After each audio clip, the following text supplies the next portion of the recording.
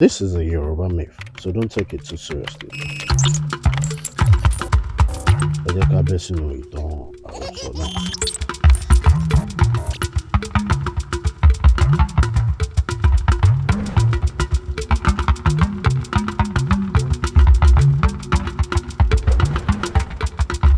Tó bá jẹ́ ìgbà àkọ́kọ́ yín rìn lórí ìkànnì, orúkọ tèmi ni joegraphy. Ẹ dẹ̀ má gbàgbé láti subscribe sórí ìkànnì Yorùbá pọ́nbélé ni wá. Ẹ jẹ́ ká bẹ́ sínú ìtàn náà, ká má waste time. Ìlú kan wà tó ń pè ní ìlú ọgbọ́n. Ìlú ọgbọ́n mà rẹwà, bẹ́ẹ̀ ni ìlú ọgbọ́n tutù. Gbogbo nǹkan ń lọ ní létò ní ìlú ọgbọ́n. Ikú ń ké bí ikú, bẹ́ẹ̀ ni ẹyẹ ń ké bí ẹyẹ. Ọmọ ènìyàn sì ń fọhùn bí èèyàn. Ní ìlú ọgbọ́n, àwọn tó ń roko ń roko, àwọn tó ń rodò ń rodò. Iṣu ń ta, bẹ́ẹ̀ làgbàdo ń so. Ní ìjọ kan, alábọ̀nbọ̀ bá dé. Ó wò pé báwo ni gbogbo ìlú ọgbọ́n ṣe wá dákẹ́ rọ̀rọ̀ báyìí? Kí ni ń ṣẹlẹ̀ nílùú ọgbọ́n? Gbogbo nǹkan ṣe wá bọ́rìn báyìí bí àṣà àwọn ilé ìbò. Alábọ̀nbọ̀ wọ́tún, ó mọ́jú, bẹ́ẹ̀ ni owó sí, ó mọ́jú. Ó ní ó bá fò ta bí tí ń fò ní pariwo. Èmi ó dá yánpọn yánrin lẹ́ o, èmi ó dá yánpọn yánrin lẹ́ o, èmi ó dá yánpọn yánrin lẹ́ o. Bẹ́ẹ̀ ni àwọn tó kù bá gbé ẹ̀rín. Wọ́n rò pé kí ni ṣalábọ̀nbọ̀ bíntín náà ló ń parọ́ pé òun dá yánpọn yánrin lẹ̀. Alábọ̀nbọ̀ tí ò jórí ìkan náà mi lọ, ló ń parọ́ pé òun dá yánpọn yánrin lẹ̀. Everybody bá lókè bí àṣà àwọn ilé ìbò. Kò pẹ́ kó jìnnà, inú bá bí adìẹ. Adìẹ rò pé kí ni ṣalábọ̀nbọ̀ tí ń ṣe panda yìí. Adìẹ bá súnmọ́ alábọ̀nbọ̀, ó kàn jẹ ní páká. Adìẹ hàn alábọ̀nbọ̀ jẹ, bẹ́ẹ̀ náà ládìẹ wẹ́rì. Ṣó tán? Gbogbo aráàlú náà gbé ẹ̀rín. Ṣó tán? Nítorí òun dá yánpọn yánrin lẹ̀ lọ ti hàn jẹ yìí. Bí tí gbogbo èèyàn ti rẹ́rìn, adìẹ náà wá bẹ̀rẹ̀ sí yan fakafaka. Mo bá díẹ̀ wọ́n ṣe àkùkọ díẹ̀, ó ṣapá báyìí. Ṣó tán? Ibi tó ti ṣapá báyìí, ibi tó ti ń celebrate lọ́sẹ̀gbẹ̀ gbó, kò mọ̀ pé kọ̀lọ̀kọ̀lọ̀ wà ń bẹ̀. Bí kọ̀lọ̀kọ̀lọ̀ náà ṣe adìẹ jẹ rí o pàkà.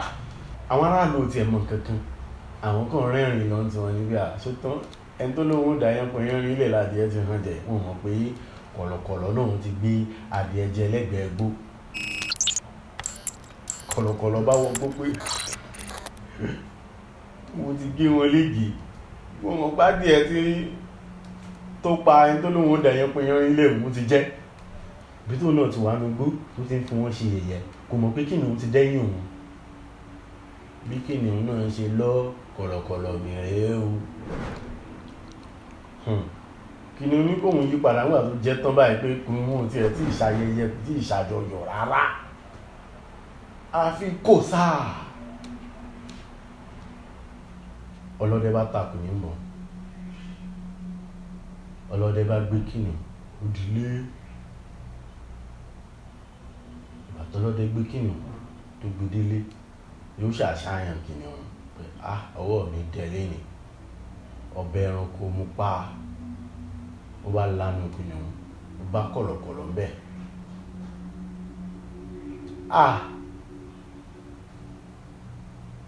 Méjì lọ́kan ni ẹran mú pa. Ó gbé kọ̀lọ̀kọ̀lọ̀ jáde, ó lanu kọ̀lọ̀kọ̀lọ̀. Adìẹ ò tí kú tán, ó ṣe pàlàpàlà. Ìwọ báwo? Bá yín adìẹ lọ́rùn tán. Mi dẹ mẹ́ta lọ́kàn ni mo ṣe. Ògùn ṣé ó tù ya adìẹ, ó lanu adìẹ. Alábọ̀nbọ̀ bá fò jáde, ó ní ṣé ń sọ fún yín pé ń dá yánpọn yánrin lẹ̀? Ṣé ń sọ fún yín pé ń dá yánpọn yánrin lẹ̀? Ṣé ń sọ fún yín pé ń dá yánpọn yánrin lẹ̀? Kí ni ìtàn ẹ̀ wá kọ́ wa? Ó kọ́ wa pé àwọn èèyàn bí alábọ̀nbọ̀, wọ́n sì ń bẹ láàrin igbó tí wọ́n ṣe tán àti dá yánpọn yánrin lẹ̀ sínú ayé wa. Mo mọ̀ la mọ̀, àwọn náà sì mọ̀ wá. Kódà òwe Yorùbá kan ó ní wípé àmọ́ ṣe tó ẹni tí ń ṣọ́ wa táwa ò ṣọ́. Bẹ́ẹ̀ ni, ṣé wá ráwọn nǹkan márùn-ún ni mo rò pé ó máa ń jẹ́ káwọn èèyàn fẹ́ ṣe bí alábọ̀nbọ̀. Ẹ já mọ àwọn nǹkan márùn-ún tí mo fẹ́ sọ yìí. Alákọ̀ọ́kọ́, ìgbéraga ni. Àwọn kan wà tí wọ́n ní ìgbéraga gan. Àwọn náà máa ń ṣe báyìí, wọ́n ṣe bí alábọ̀nbọ̀ pé ó máa ṣe kíní kan fún ẹ nísìn. Ìgbéraga ni. Ẹlẹ́ẹ̀kejì, ìkórìíra ni. Bẹ́ẹ̀ ni ẹlẹ́ẹ̀kẹta sì jẹ́ lára. Ẹlòmíì lára. Ẹlẹ́ẹ̀kẹrin, ó ní àwọn nǹkan tí mẹ́wàá ti ṣe rí. Ẹ jẹ́ kí n fún yín lápẹẹrẹ.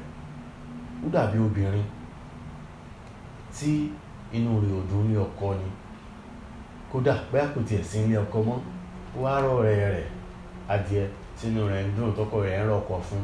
Tó ń ra mọ́tò bọ̀gìnì fún. Tó ń ra oríṣiríṣi nǹkan fún. Irú ọ̀rọ̀ wo lẹ rò pé yóò mọ̀ sọ sọ́rẹ́ rẹ̀? Ó fẹ́ dá yánpọn yánrin nílẹ̀ ni.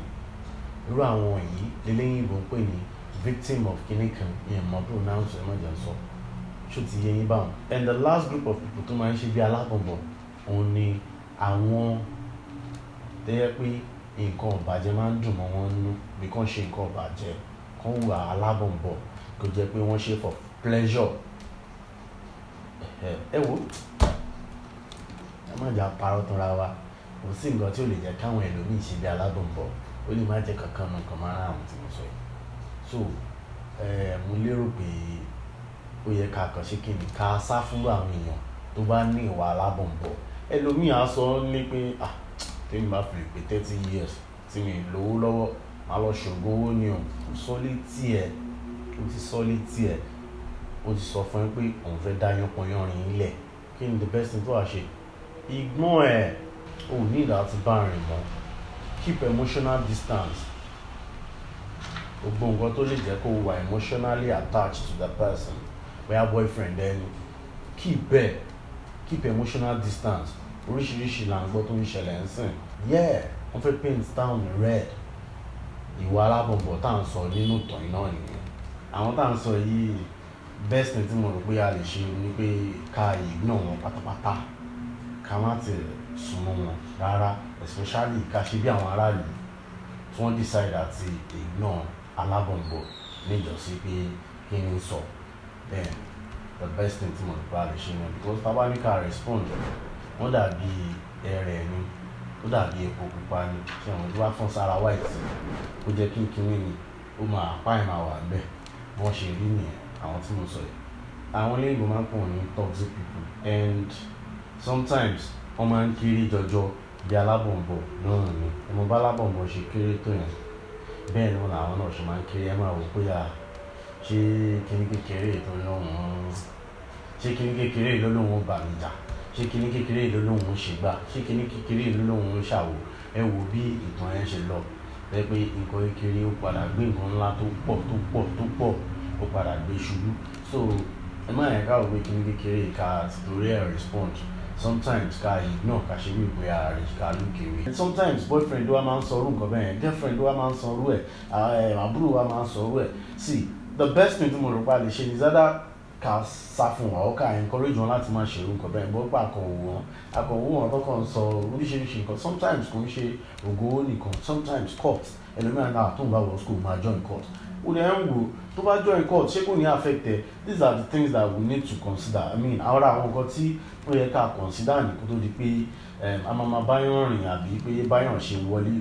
So ká keep emotional distance wa pẹ̀lú èèyàn bẹ́ẹ̀ yẹn will be perfect because a ti mọ̀ psychologically a ti mọ̀ pé ẹni yẹn ó fẹ́ ṣe nǹkan burúkú.